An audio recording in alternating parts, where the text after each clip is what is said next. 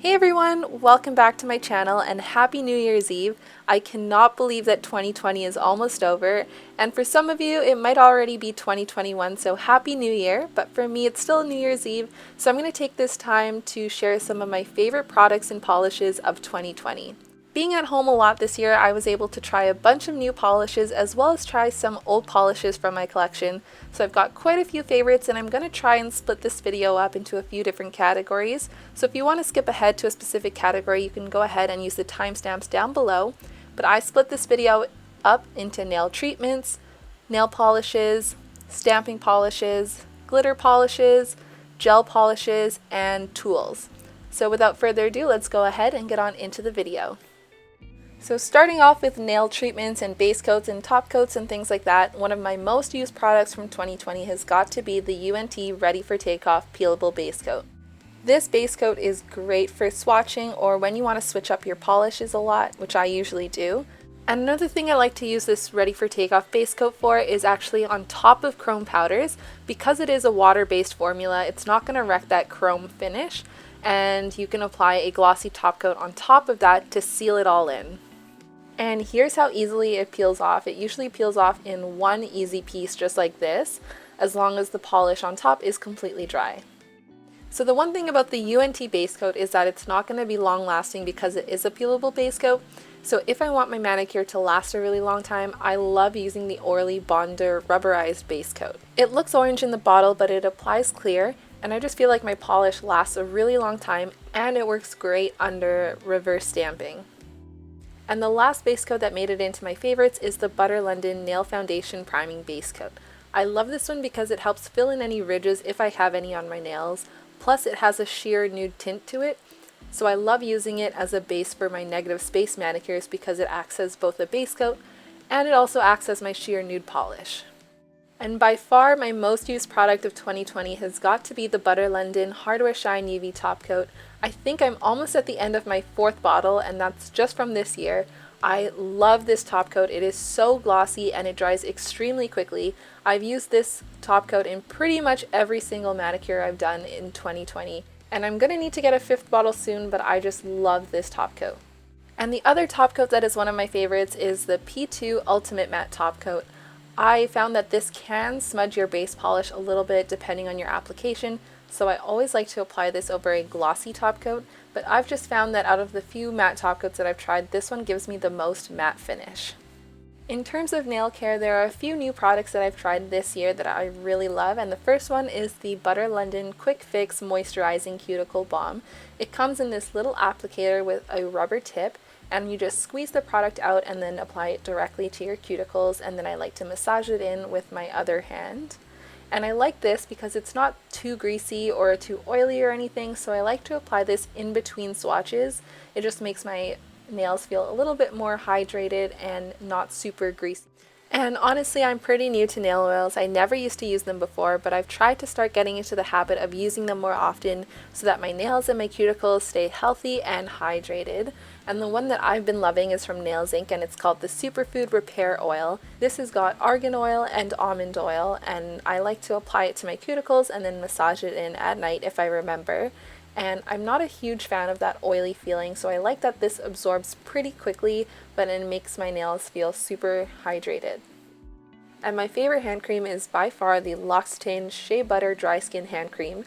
I really like this hand cream because it absorbs quickly. It doesn't feel sticky or greasy or oily like some other lotions and hand creams, and it smells amazing. Moving on to my favorite nail polishes, of course I had to include the 3 custom polishes that I created at home with the ORLY Color Labs. These were the 3 polishes that I made from the comfort of my own home via Zoom with the mixologist, and if you want to learn how to create your own polish, then you can watch the 2 videos that I created walking through the in-person experience in LA as well as the online experience over Zoom, and I'll leave the link to those videos down below. The experience of getting to create these polishes was just so much fun, and these polishes will always have a special place in my heart, so I will definitely recommend checking that out if you haven't already. This next one is not a new favorite of mine from 2020, it's actually a long-time favorite, and I am currently on my 3rd bottle. This is Salon Perfect's Oil Slick, and it is my all-time favorite black polish. It is so pigmented and opaque, it just needs one coat for full opacity, and it's actually even more opaque than one of my black stamping polishes, so I even like to use this for stamping sometimes. The next one is from China Glaze, and this is called Innocence. It is a sheer nude polish, and I think the formula is the perfect balance between being a sheer polish but also buildable at the same time, and it's not streaky at all like some other sheer nude polishes, and I really like how this polish looks in 2 coats. I generally really like baby blue polishes, and this is a new baby blue polish that I tried in 2020.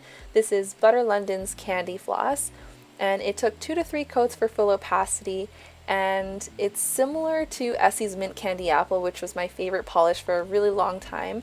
It's not the same, it's actually a little bit lighter, but I really like how soft it is, and I like the wide round brushes in these Butter London polishes. This next polish is another blue polish, and I'm sure you can tell what my favorite color is by now.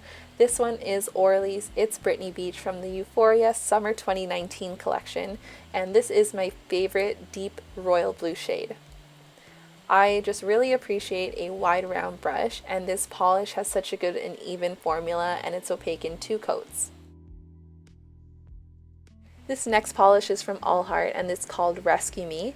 It was made in collaboration with Famous Fido Rescue and Adoption Alliance, and it's got a deep blue base with some green flecks, and I think the green flecks just really make it so unique and so beautiful.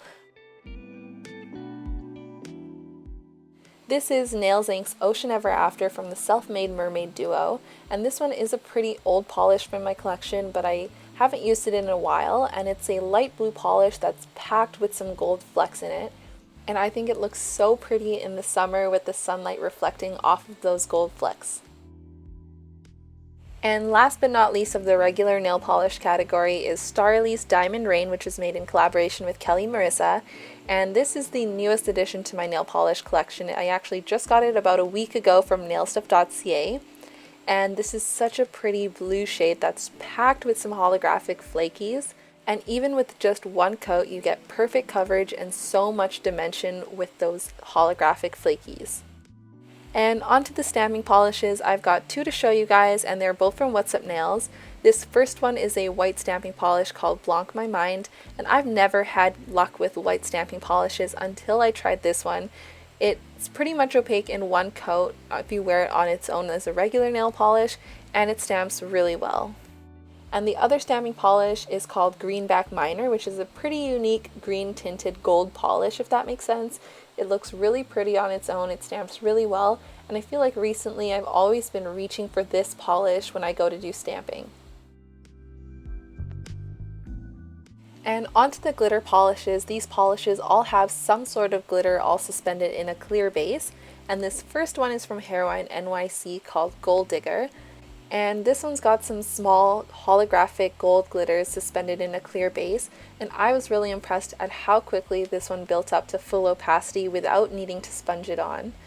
I also really like this specific shade of gold. It's more of a champagne gold rather than a yellow gold, which I personally prefer for my skin tone. The next 2 glitters are from Butter London's Peel Off glitter line, and if you know, you know, glitter polishes can be such a pain to remove unless you wear a peel off base coat. So these glitters actually have a peel off formula as long as you don't wear anything underneath them, including a base coat. This one is Gold Rush, which is my favorite from the collection, and it's got a mixture of small and medium gold hex glitters. It builds up to full opacity in 2 coats, and you can tell that I love this one because it's almost over, which is why the formula looks a little bit thicker in this swatch. And the other polish that I really liked from this collection is called Supernova, which is a silver scattered holographic with some small glitters, and I really like using this polish as a glitter accent nail.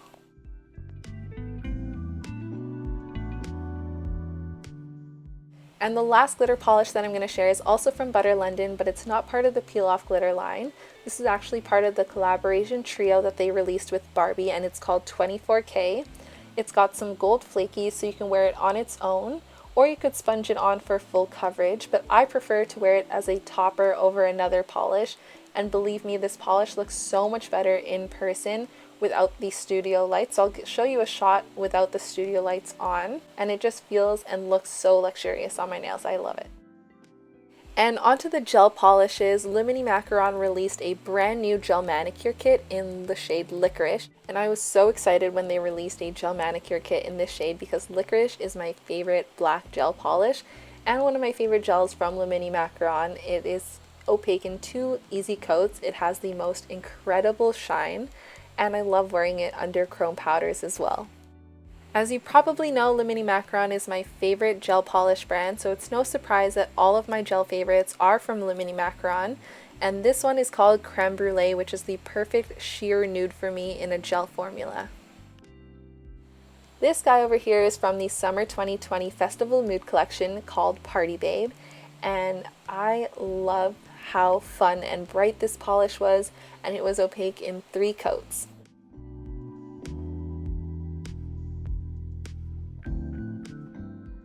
This next one is called Smoky Matcha from the Fall 2020 Soho collection, and it's a muted green shade which was really pretty for the fall, and I actually don't have anything like this even in a regular polish formula, so I thought this is just such a fun color for the fall and winter.